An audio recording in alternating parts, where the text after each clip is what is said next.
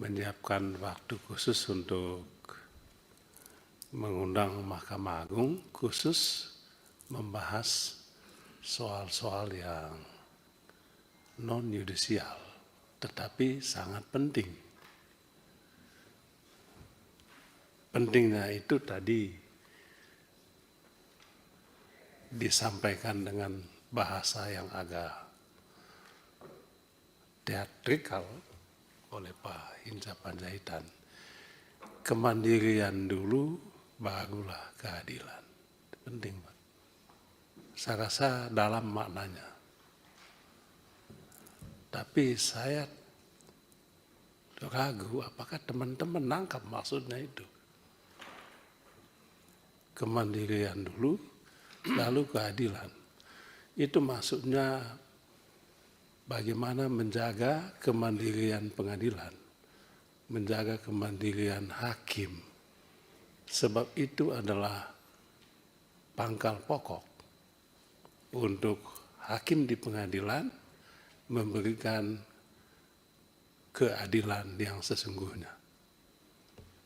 Kalau pengadilan tidak memiliki kemandirian, tidak memiliki otonomi, tidak memiliki kemerdekaan, saya takut hakim direnggut kebebasannya.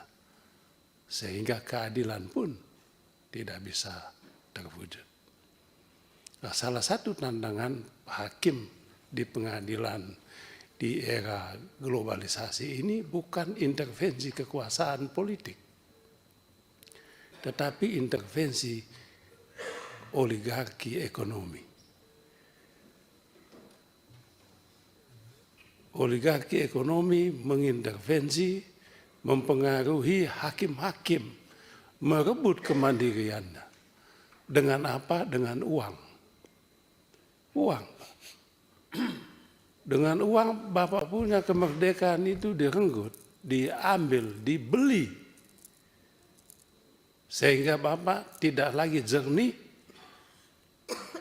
untuk menegakkan keadilan. Sehingga apa yang dikatakan orang, hukum hanya tajam ke bawah dan lumpuh ke atas. Apa yang orang bilang, no viral, no justice. Kalau enggak diviralkan, enggak ada keadilan. No money, no justice. Itu sambungannya tadi. No viral, no justice, no money, no justice. Akibatnya, pengadilan menjadi tempat transaksi, jual beli keadilan. Ini penegasan apa yang tadi disampaikan oleh yang terhormat Bapak Hinca Panjaitan yang ke-23. 13. Oh, 13. 13. Baik, terima kasih. Yang kedua, saya ingin sekali Pak Dirjen dan Pak Sekma ya, memberikan kami database. Apakah punya database mengenai putusan-putusan perkara di Mahkamah Agung yang telah memiliki kekuatan hukum tetap? Apakah punya? Kalau punya, pertanyaan berikutnya, apakah sudah dieksekusi semua? Berapa yang sudah dieksekusi? Berapa yang belum dieksekusi? Yang belum dieksekusi apa alasannya? Kami ingin tahu. Sebab kalau keadilan itu kalau hanya di atas kertas, itu bukan keadilan namanya. Kami barusan menangani eksekusi, Pak Dirjen, eksekusi. Orang datang sama kami, minta tolong bagaimana caranya mengeksekusi. Saya tanya, putusan kamu sudah berkekuatan hukum tetap? Sudah. Apa? Kasasi, PK? PK, Bapak. Berapa kali PK? 2 kali lagi PK. Lalu masalahnya apa? Aduh Bapak eksekusi ini Pak, susah sekali. Apa susahnya? Ternyata eksekusi itu mahal juga Pak Ketua. Mahal. Ada maning lah, ada lagi sita jaminan lah, tetek bengek itu. Hitung punya hitung, mahal sekali. Kalau mahal begini, untuk apa kau perjuangkan? Mendingan kau jual aja sebab ibu biaya eksekusi jauh lebih mahal dari objek sengketa yang dia perjuangkan. Coba bayangkan Pak Dirjen. Saya tidak mau sebut namanya supaya tidak ada konflik seolah-olah saya ini tidak. Ngomong, kami selamatkan loh. Apa yang kau selamatkan? Itu potensial loss loh. Kan belum ada barang ini. Kok kau bilang kau selamatkan? Nah itu Pak Dirjen, Pak Sekma, tolonglah. Berapa yang dia eksekusi? Itu uang rekening. Rekening dieksekusi kan gitu Pak. Disita eksekusi. Sudah belum? Mana hasilnya? Ada laporannya enggak? Bapak harus pantau itu. Malah ada Pak, orang teman juga yang kena kasus korupsi Pak Ketua. Dia sudah dihukum 10 tahun, hukumannya 15 tahun. 10 tahun dia sudah jalankan, rekening anaknya yang tidak ada hubungannya itu tetap saja disita, bukan disita apa namanya? Diblokir. Coba Ketua diblokir. Nggak jelas juga statusnya. Lah, apa toh ini? Itu maksud saya Pak. Tolonglah Pak Dirjen. Itu kan bukan urusan hakim, urusan bapak mereka. Belum lagi itu uang Pak.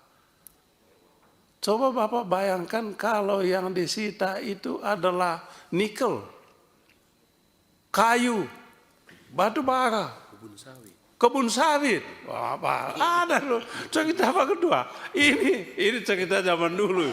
Kebun sawit di negeri antar berantai ya, di negeri Bung lah, gue bilang aja ya kan. Udah disita Pak, sekian ribu hektar sawit. Loh, kita tanya, mana duit jual sawit itu? Pak, saya senang Presiden Prabowo.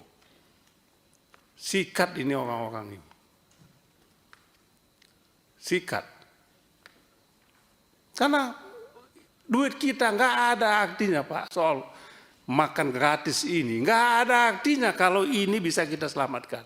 Bapak hitung itu. Ribuan triliun Pak. Kalau dieksekusi. Kalau saya ada waktu ketemu Bapak Presiden, saya mau ngomong ini loh Pak. Legal ini. Mana duitnya? Ambil lagi duitnya. Pakai untuk biayai fakir miskin kita ini.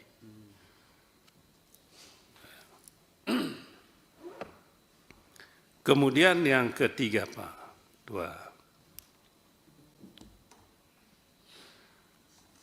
Ya, ada juga laporan Pak, bukan ini nggak ada hubungannya dengan substansi. Putusan di Mahkamah Agung udah 6 bulan lalu, tapi berkasnya itu loh Pak. Kenapa sampai bertahun-tahun? Bagaimana kita mau lakukan upaya hukum PK misalnya, putusan kasasi itu bisa setahun Pak.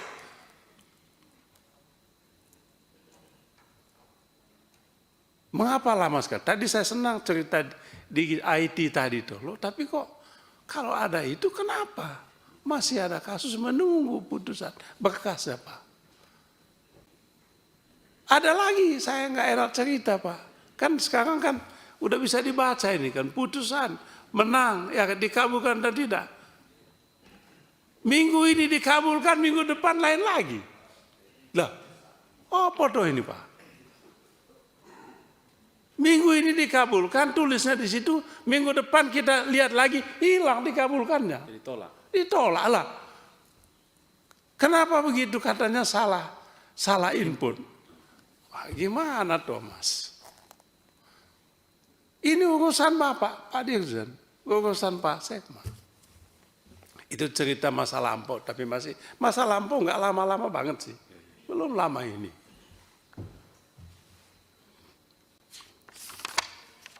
Kemudian ya banyak masalah, tapi banyak juga prestasinya. Saya secara inkognito mengunjungi beberapa pengadilan, banyak yang hebat-hebat lah. Tapi satu Pak Ketua, mohon bagaimana itu tadi, bagaimana kemandirian itu kalau kesejahteraan hakim ini kita nggak perhatikan. Kalau saya ada duit, saya mau kasih gaji. Cuman kalau kasih gaji nanti dibilang lagi, gratifikasi. Bukan gratifikasi. Nanti mereka loyalitasnya buta ke saya. Download Tribun X sekarang. Menghadirkan lokal menjadi Indonesia.